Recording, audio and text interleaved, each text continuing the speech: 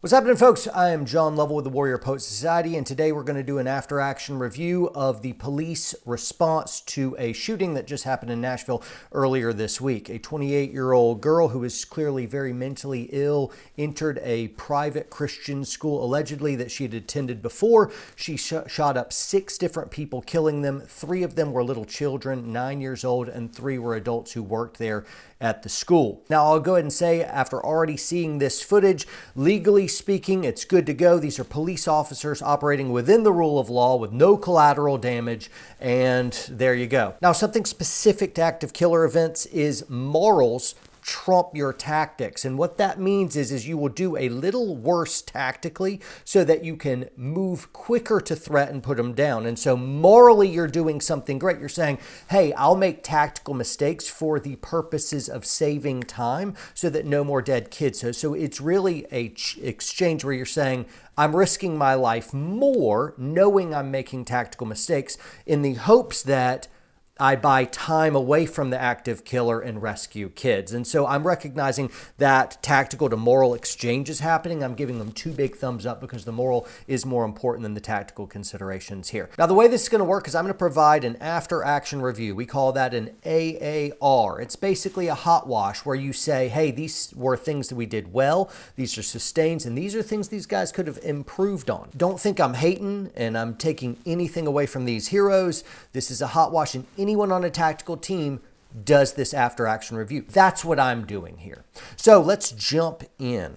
All right, so right off the bat, I see the officer get out of his vehicle. He goes to his trunk. Though there's an active killer event, he could just move to it, but he knows, hey, a long gun is going to give me such a significant advantage over a pistol. You also notice he had his long gun already staged, so there was quick access, and his sling was properly stowed, and he had an LPVO. This is a squared-away cop.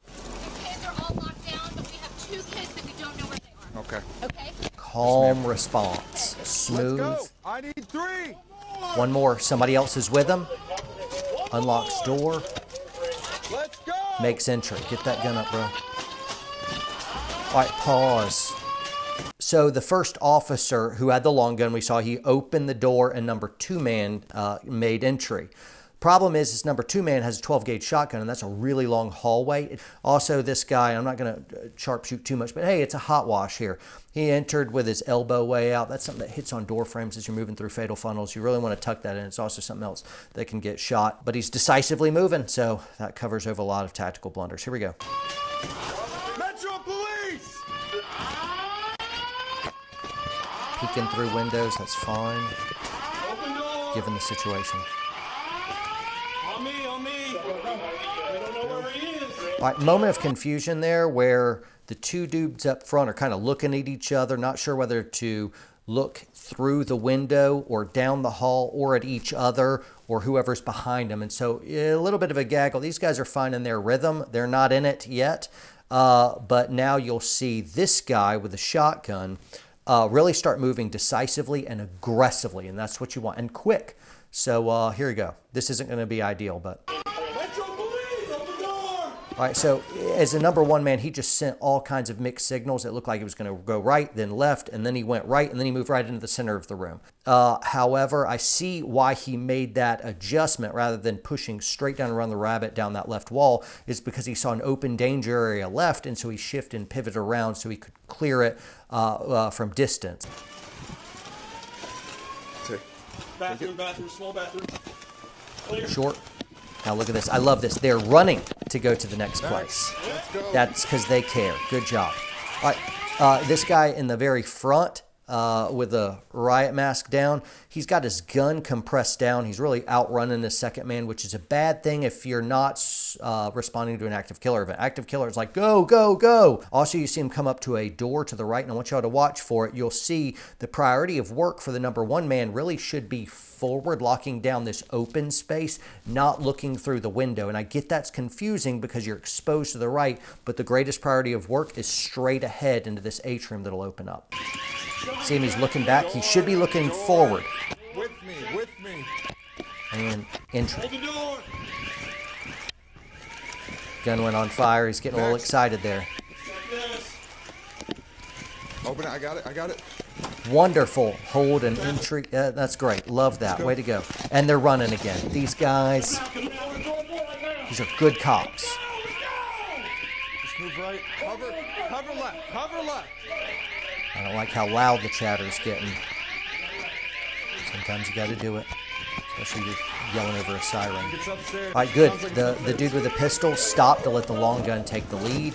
I noticed he just really dropped a different gear. You hear shots fired. They know where this person is now. All right. Yep, let the long gun take the lead. Sees him and puts him down. Yep, and he holds that ground while the rest of the team flows past. We're not going to show the shooter down at all because of community guidelines. And let's move to a different officer's point of view. Go, go. Here is the second view. They go second floor. Michael Palazzo is the cop who's wearing this camera. No, locked door. Where did they go in? First floor, first floor, first floor. Hold All there, right, y'all. so Somebody hold there. obviously this person's much later to the Hit that scene door. because they're trying to catch up with the other guys.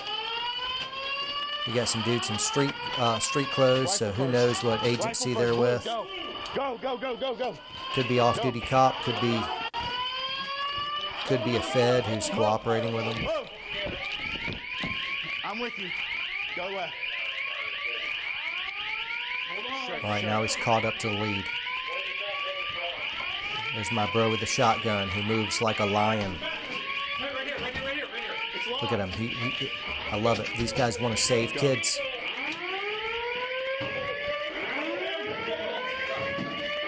Hit that stair.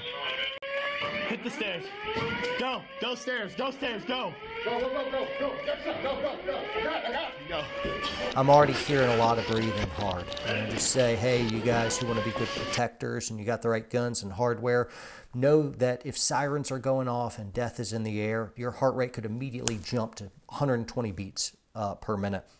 When that happens, it can put such a load on your cardiovascular system that you can be almost hyperventilating out of breath before you expend any aerobic activity. So then you add any type of movement, you got gear and you got all the fear stuff going on, it can literally shut you down. And so you need a certain amount of cardio just to be able to handle and process the physiological impacts of fear. Keep pushing. Go. Keep pushing. Decisive movement. Owning this hallway. Scattering out. Shots fired. Shots fired. Shots fired. Move. So you just saw a blurred image. It'd be very hard for folks to not stop, seek to render medical, and see what happened to this innocent, but they bypass and keep moving, and that's the hard and correct thing to do. You go to eliminate the killer from killing more. It's not a time to stop, render medical, and check out horrible carnage.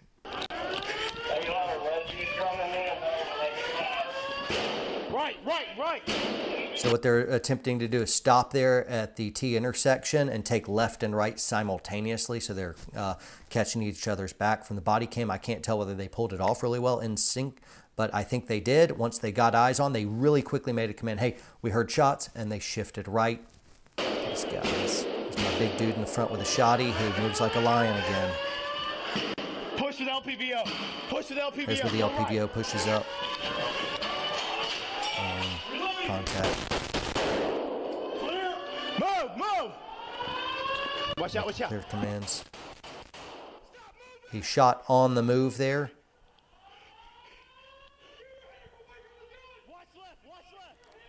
Two officers from two different angles that have got him, and he's immediately after eliminating the threat, not assuming there is only one. They're saying, hey, security left, and that's the right thing to do.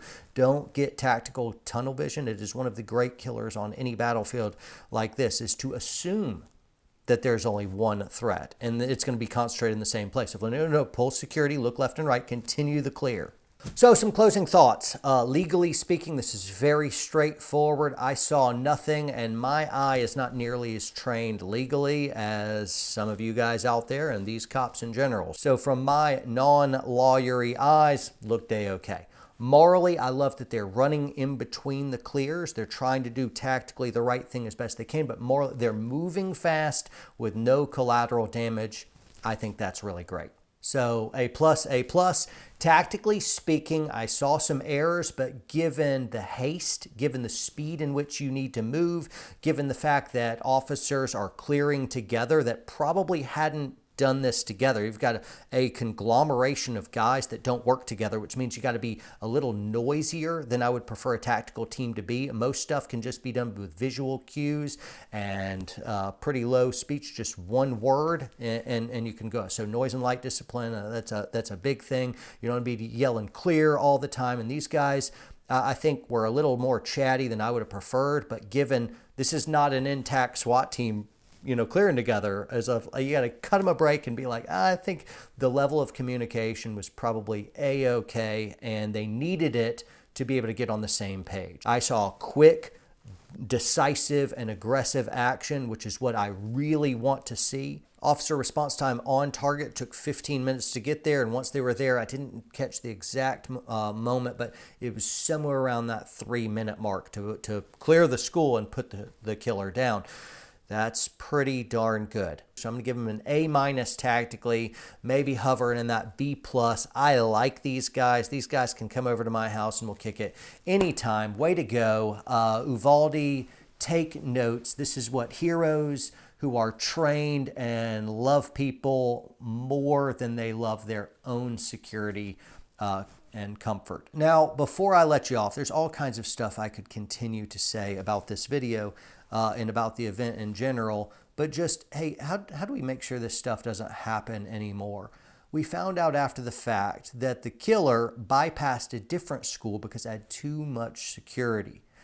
Bad guys or bad gals in this circumstance, they are looking for fish in a barrel. They don't want a difficult fight. They want easy. They want to terrorize. That's why 96% of all mass killer events happen in gun-free zones.